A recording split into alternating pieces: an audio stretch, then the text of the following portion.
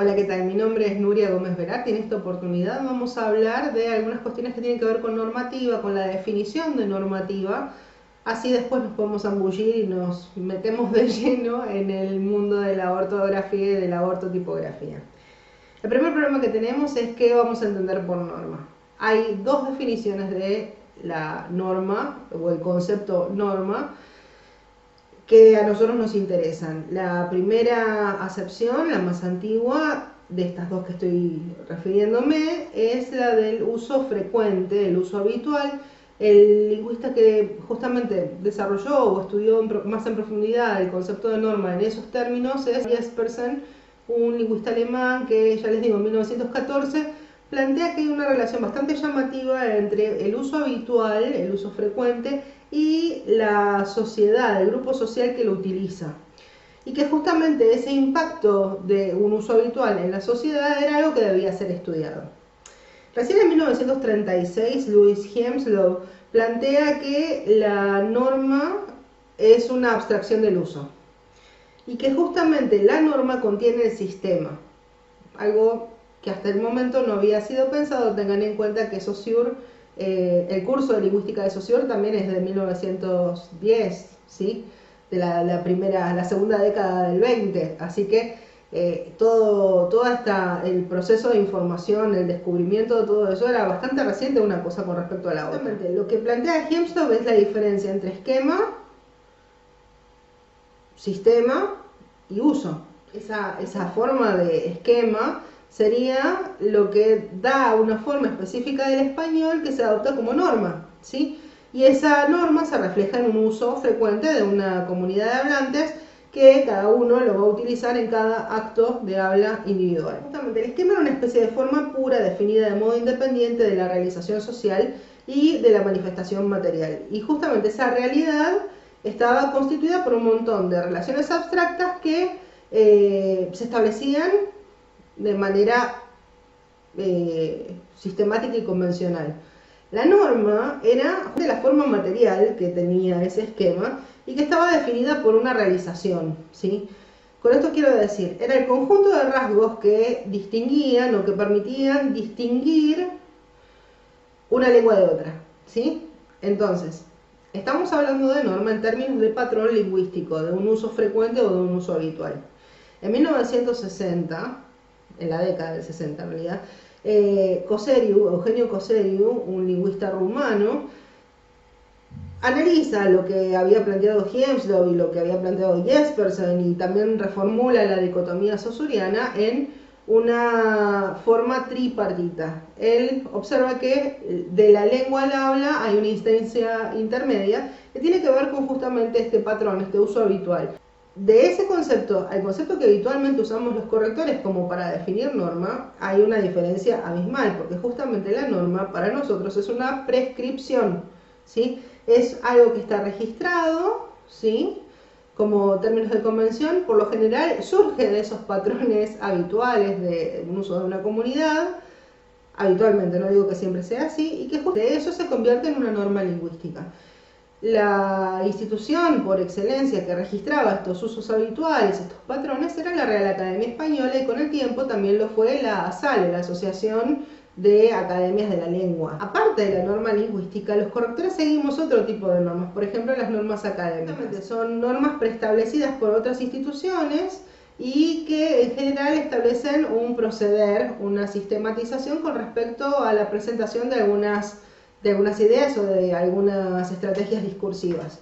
Por ejemplo, es común que si tenemos que citar un texto, las normativas académicas indiquen cómo debe ser citado, cómo debe disponerse el texto desde el punto de vista gráfico para que se entienda, para que el lector pueda apenas con un abrir y cerrar de ojos detectar, bueno, justamente si es una cita o es el texto original del autor.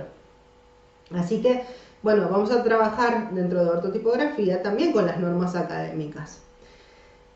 Y ahora sí, vamos al problema. Cuando hablamos de norma, estamos estableciendo justamente una prescripción y por lo tanto estamos hablando del principio de correcto y de incorrecto. Cuando hablamos de ortotipografía o de ortografía, ortos, ustedes saben que en su etimología refiere a algo que es recto, algo que es estricto, que es canónico, ¿sí? Y grafía, bueno, refiere a lo gráfico, por supuesto, a lo escrito.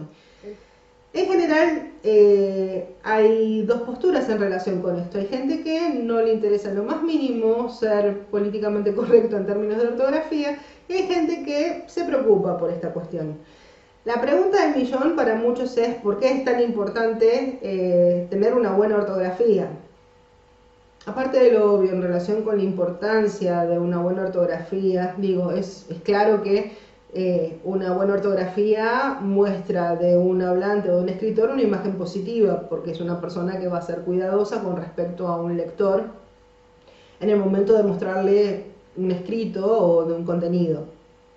Más allá de eso, la correcta forma de escribir posibilita un entendimiento más ágil entre el lector y el autor.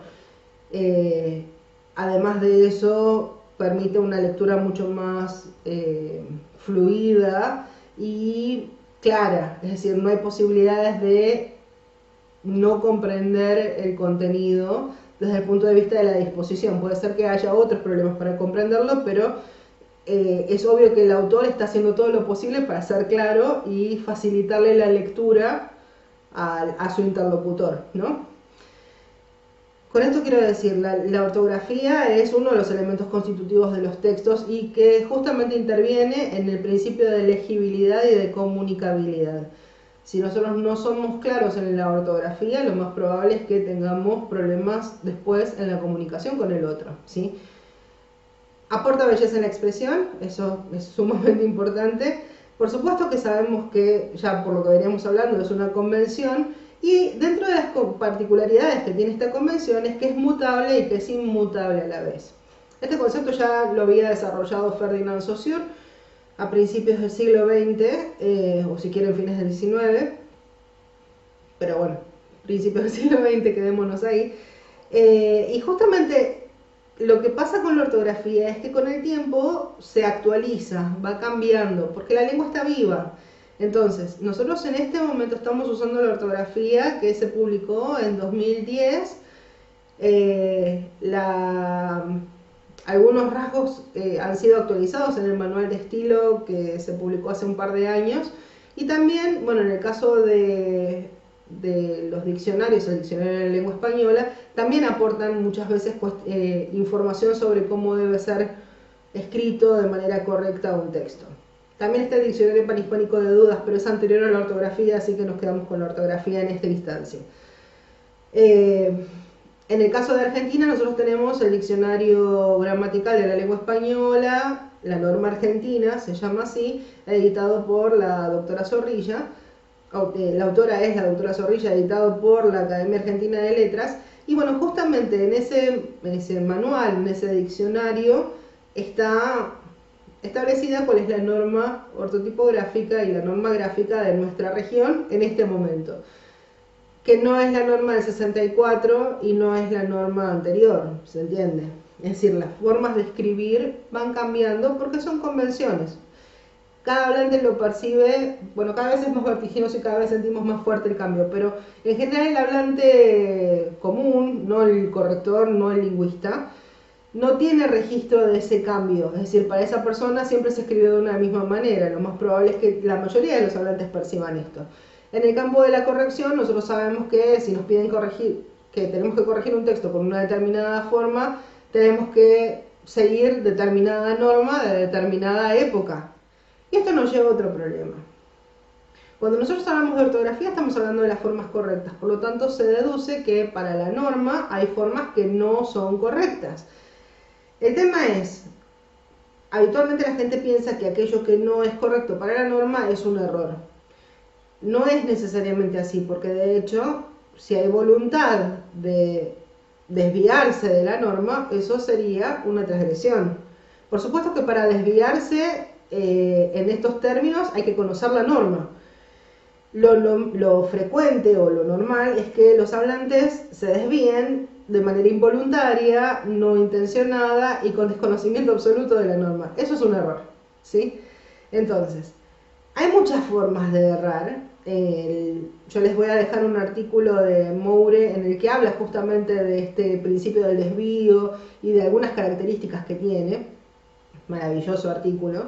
Bueno, y justamente en la forma del error, bueno, podemos entender qué es lo que está ocurriendo desde el punto de vista del hablante. Y eso a veces nos sirve para poder ayudar al hablante a mejorar su texto, o a veces para establecer un mejor vínculo con el autor y ayudarlo a corregir su texto.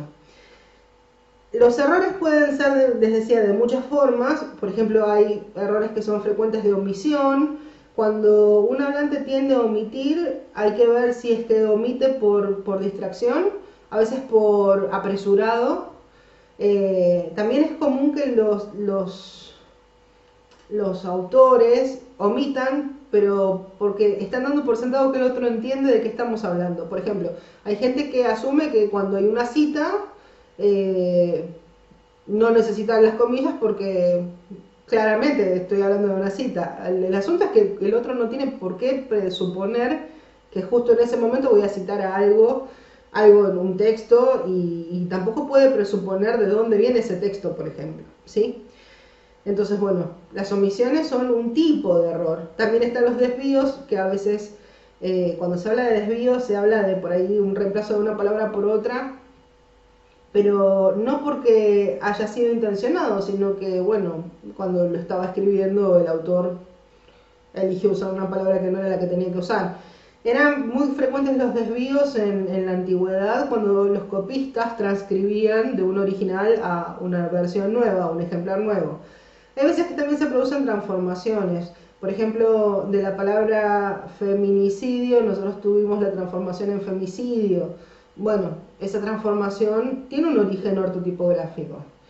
Hay veces que el error gráfico también surge de la alteración del orden, y esto puede traer una serie de problemas. El ejemplo más bonito es sintáctico, este error no es de ortografía, es el de los jabones para niños con forma de elefante.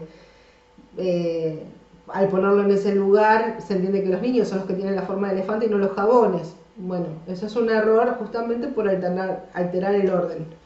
Hay veces que se incorporan, se agregan expresiones, palabras, letras, signos, y bueno, suelen ser errores. Y también hay una forma de errar que tiene que ver con la redundancia, cuando a lo que ya estaba establecido se le agrega la misma información, a veces por las dudas, a veces para que quede claro, y muchas veces más por la obsesión del hablante que por otra cosa.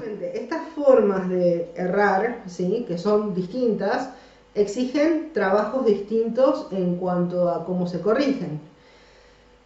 Yo les voy a dejar también un artículo de Andrea Estrada que está buenísimo sobre justamente cómo corregir o cómo enmendar errores, pero más allá de lo que dice el artículo, nosotros vamos a hablar de los errores no solamente desde el punto de vista de qué tipo de error se comete, sino también cuál es la naturaleza de ese error.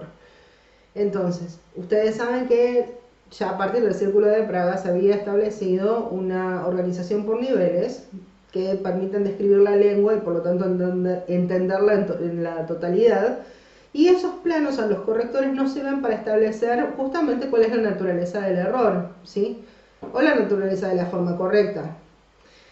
Estos planos son 6 y justamente se articulan a veces en pareados, porque el gráfico muchas veces está en relación con el plano fónico, porque lo que está escrito es para ser dicho, ¿sí? Entonces tenemos el primer plano, que es el fónico, su representación, que es gráfica. Ahí tenemos ya 2 planos. El tercer plano tiene que ver con la forma de las palabras, y el cuarto tiene que ver con la sintaxis.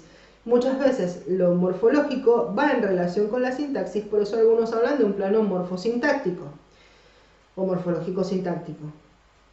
Y después el último pareado de planos tiene que ver con lo léxico y lo semántico.